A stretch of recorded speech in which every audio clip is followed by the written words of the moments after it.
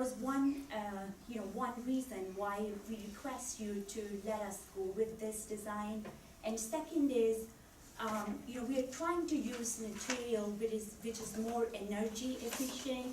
It's better with moisture control, and considering the environment we are in, this is probably more modern, more efficient material, more greener material.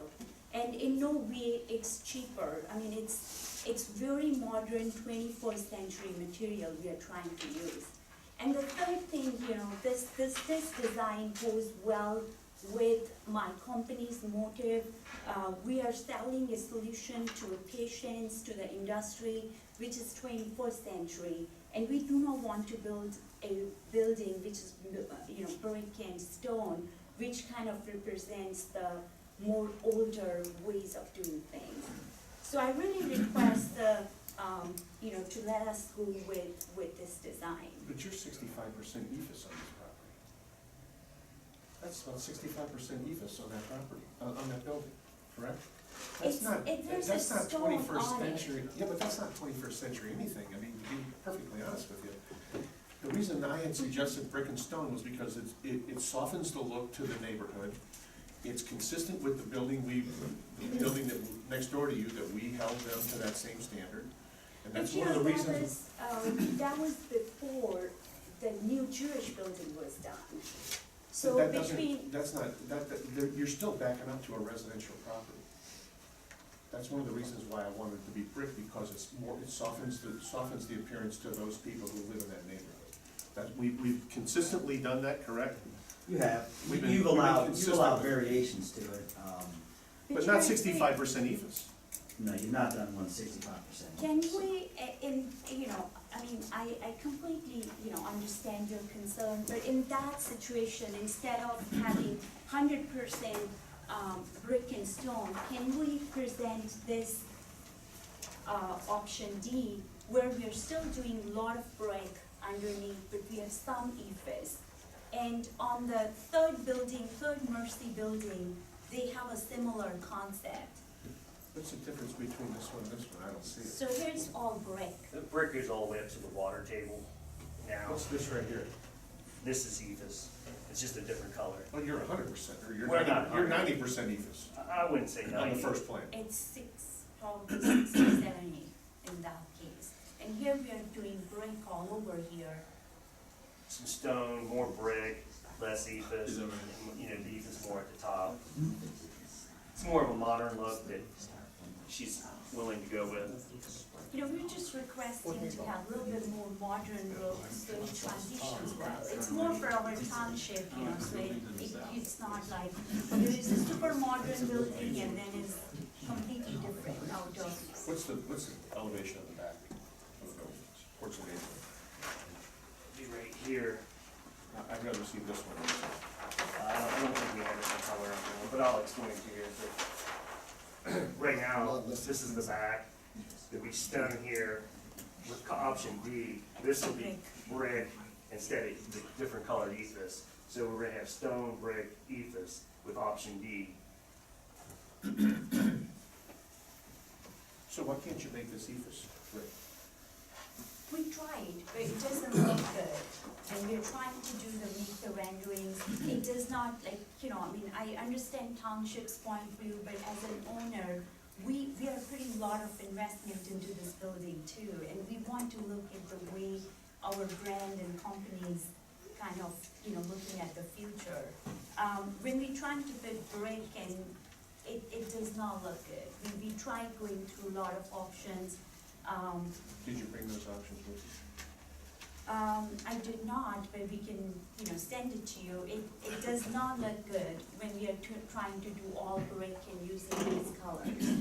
Yeah, I might add, this may be a little bit consistent with what was done across the street. I call it the old F&W building, but it's got brick, And more EFIS brick on the and top. EFIS on the top. So I'd say it's kind of consistent with the surrounding building. That's 60 brick, 40 EFIS on at the old F&W. Yeah. And what year was that? 2001, I believe. You were here, Jack. You and I worked on that, didn't we? I think 2001. Yeah, about then, yeah. And that was the thing you guys, and the board at the time had said, if I remember correctly, again, I'm going back 19 years, but it was, the first 2 floors brick, top ephes. Remember, ephes is nothing but styrofoam with a little bit of concrete sprayed on it. I mean, we can, I mean, if you, it's just the back side, we want the front to be more cleaner, just to be So you're more- saying you'll do the backside brick? I mean, I'm okay, if you let me do the front as this plan, I'm okay to do the back brick. I mean, back doesn't bother me, we want the front to So, be clean. so why don't we do this? I mean, Denny, what's your thought on this? What if they bring the brick all the way up here, here, and here, and do the rest ephes across the, So and you're then do saying, brick on the Just, back? just on the doorway, the 3 Yes, doorways? yeah, so Tom, you're saying about 75% brick and stuff, right? yes. About 75. We're getting a lot closer to, yeah. Okay. Can we at least do, for me, it's very important we put the sign on a clean, nice background. Can we at least for sure, like even with that, if you're bringing the brick till here, can we at least do the ephes here behind the signs?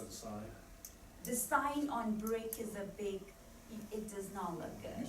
Okay, if you can, I mean, I'm okay if they do these 2 and all all brick on the back against the neighborhood. You okay with You're that? raising the brick up higher than what we're seeing here. I mean, we tried to. Only here and here. Yeah, Just on the entrances. So, sorry, can you please, So- over here? So, my understanding is brick or stone here, brick or stone here, ephes here, all brick on the back. All brick on yes, the back. that's correct. What about the sides? And the sides are brick as well. Exactly, how am I supposed to word Side So the back and sides are brick, and then you get your frontage the way, with the exception of this, you get the rest of the ephes on the front. Sides are brick? It's, I mean, we tried doing that, and I can again send you I the mean- designs, I mean, we got a office use on the west, we've got street and Jewish In the Hospital on the side. east. I'd ask that, can we leave the sides. the for sides offices. with the ephes? We're, doing the brick on the back with residential see it. I think that's a fair request. Yeah, Okay. as long as anything that's facing residential is brick. Okay. Yeah. Good. Well, Okay. the side we're good. faces So we residential. do the back, brick, All and the brick in the rest back. we can, It kind of rest we faces can us. do ephes, please. Other side. And you're gonna change this, you're gonna leave that ephes, and the sides will be ephes. That's The correct. sides will be half, whatever you have, this On elevation here, yes. across the side, and then ephes on the top. You got it. Got that done? I got it. No, I'm just not, that. Tom, would you mind if just mark, do you mind if we mark on the Yes, board, please. because I've gotta make sure. it's in Thank line. you, Harry.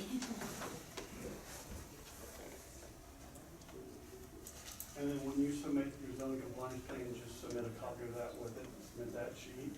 Okay. That way I can do a review to make sure it does. What about the sides of the building? They're gonna be, half brick. To the water table is just like here. Just The like water here. table will be brick and then ephes above. So, whatever it is here, this I know, but I can't put that into words too. So brick and ephes on the side. Brick and ephes on the side, each side, Okay. total brick on the The back, exterior building in the rear, all brick.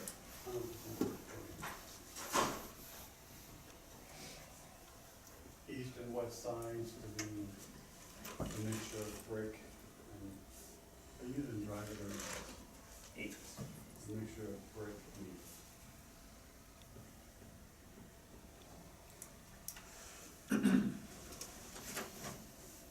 Thank you.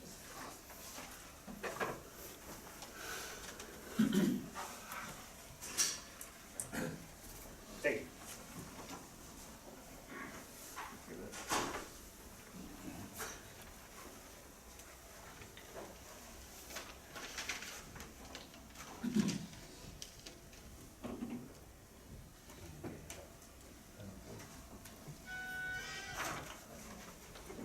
The greatest sounds. everyone's different. I know. You got a different ring for every Your person. custom, your custom. I don't know. That's very late to call. I should have like, Get that law and order thing.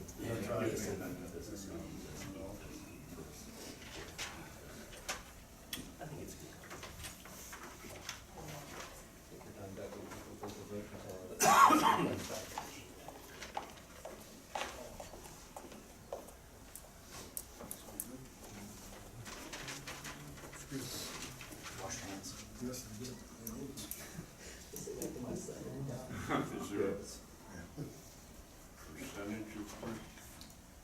city.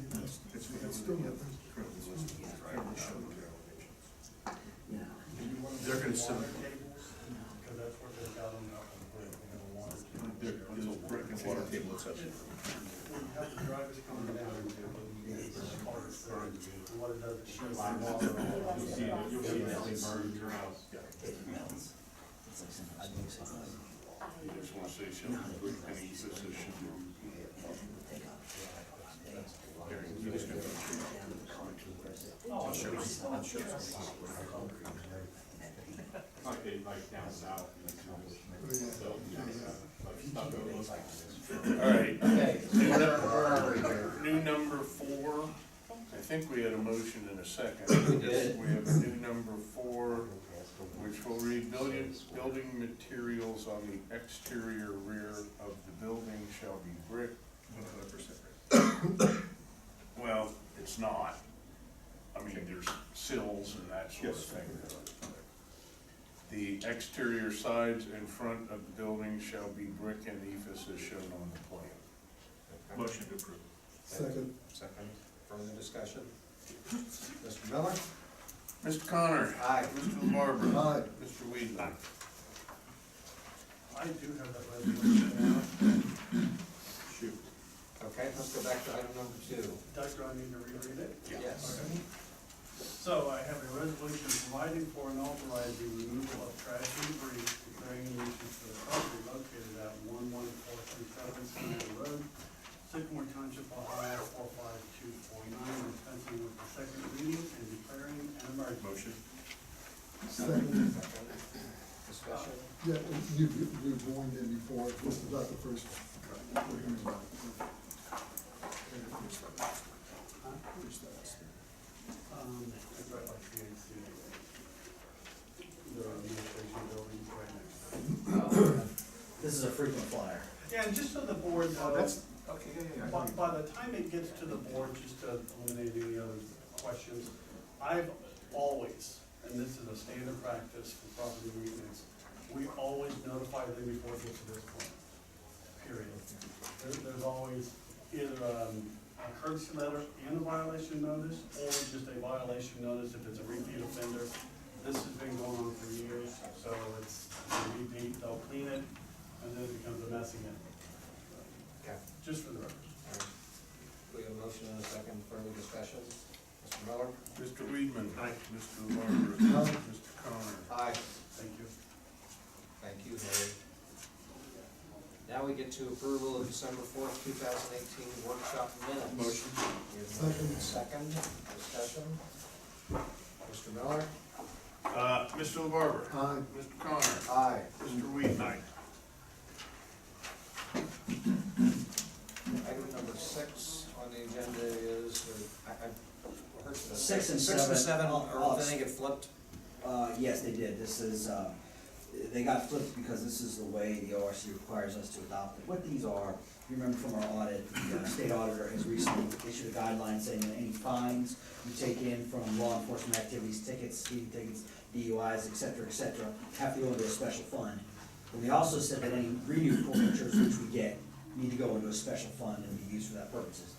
We've always done that. The money comes in for the fines and the renew, and it gets pushed right back out to pay for the police, et cetera, et cetera. Now the auditor of state is requiring specific funds be set up, and we have to document the monies we receive and how it gets spent. So your next 2 resolutions detail that. This is, for whatever reason, they're hitting everybody with this one this year. It's their pet. Whatever you want to call it. I have a resolution establishing the mandatory drug law enforcement fund and adopting an internal control policy. Motion. Second. Discussion? Mr. Miller? Mr. LaBarbera? Aye. Mr. Connor? Aye. Mr. Weedman? And same thing on the law enforcement trust fund. The internal control policies are just establishing what you have to spend the money on and indicating that a report on these has to go to the Attorney General by March 1st of each year.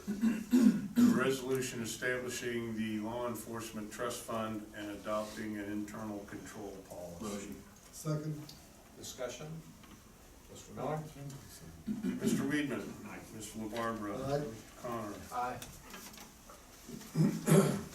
Tom, here's one for you. Okay, item number 8. Do you have that one, Doug, or? Yeah, I have all the rest of them. Okay. This is a resolution authorizing and directing transfer of funds to reconcile budgets and appropriations and dispensing with the second reading. Do we have a motion? Motion. Do we have a motion? Do we have a second? I'll second. Discussion? Yeah, I'm confused. Now, what do we have? The Kemper Gold Coast Deerfield Tax Increment Financing Fund.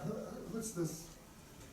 Money's being transferred to the general fund, to the general obligation debt service, and then down here from the JEDS fund to the road and bridge fund, from the JEDS fund to the, fire fund.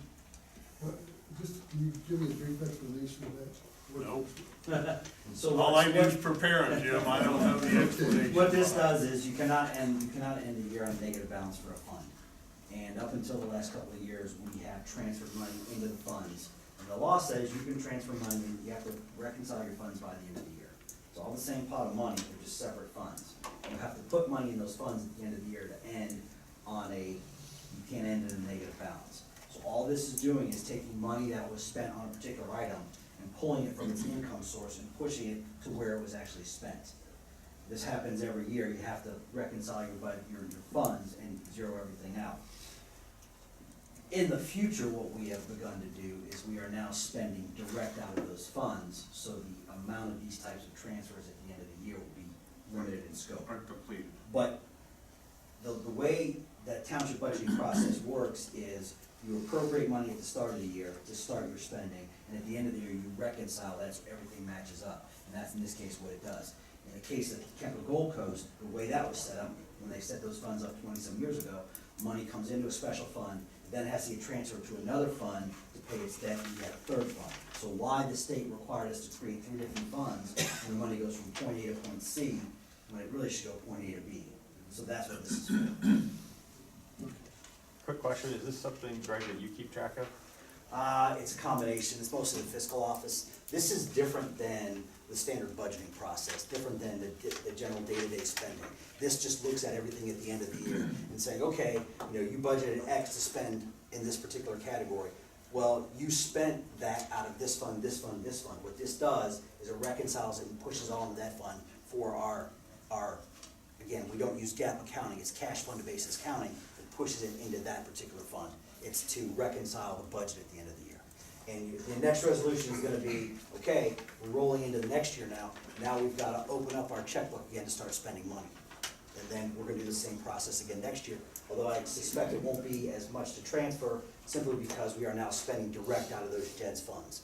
There was never any guidance from the auditor's office, auditor of state, years ago on how to spend that money.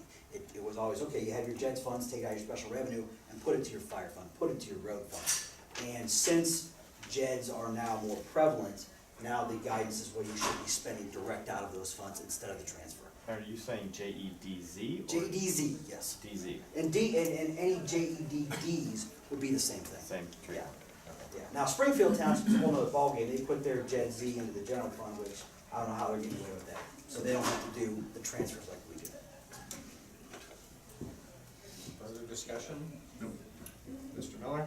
Mr. Connor. Aye. Mr. LaBarbera. Aye. Mr. Weedman. Okay. You have, Who's got the who next one? has the 2018 appropriations? Marking them down. Okay. Resolution amending 2018 appropriations, dispensing with the second reading and declaring an emergency. Second. Second? So what this does is just aligns your fund transfers you just did with your original appropriations.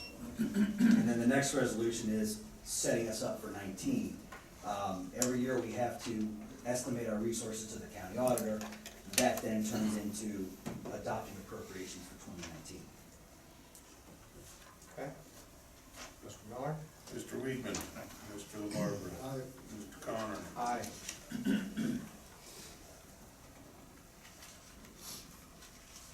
Still my turn. Yes.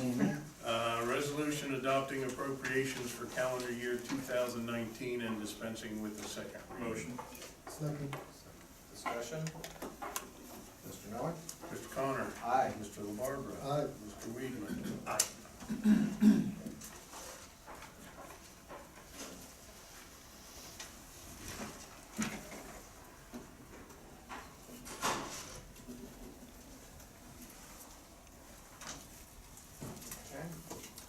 Oh, we're up to fire department update. Chief?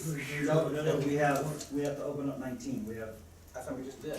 Wasn't that the one we just did? Yeah. we got that. Okay, I'm sorry, I'm one behind you, I'm sorry. Yeah. I got, No, not all right. I don't follow along very well sometimes, but I got this one, I think. Chief, welcome. Good morning. Or is it good afternoon? Thank you. I have an expense here for your consideration. These are called a Lucas chest compression system, and what they are is it's a device for CPR. And it's a mechanical device, battery operated, and they're not cheap. They're $15,000 a piece, and I need 3 of them, one for each unit, one each squad. The reason I'm bringing this to you is that Hamilton County protocol, the Academy of Medicine has made changes to their protocol on cardiac arrest, that CPR should be performed a minimum of 20 minutes at the scene before you load them into an ambulance. And the purpose for that is because they found that the problem is that CPR gets interrupted too many times through the transport. First, you got to get the patient on the cot, get them manipulated wherever they're at. I mean, sometimes they fall in a bathroom or wherever. You have to get them onto a cot. Then you got to get, if you're going up steps out of the basement or down steps from the second floor, you got to do the steps, CPR stops. You have to get them into the squad, CPR stops, and then the ride to the hospital sometimes can be, if the medic's getting thrown around, CPR stops. So they realized that because of the amount of interruptions, they would rather the CPR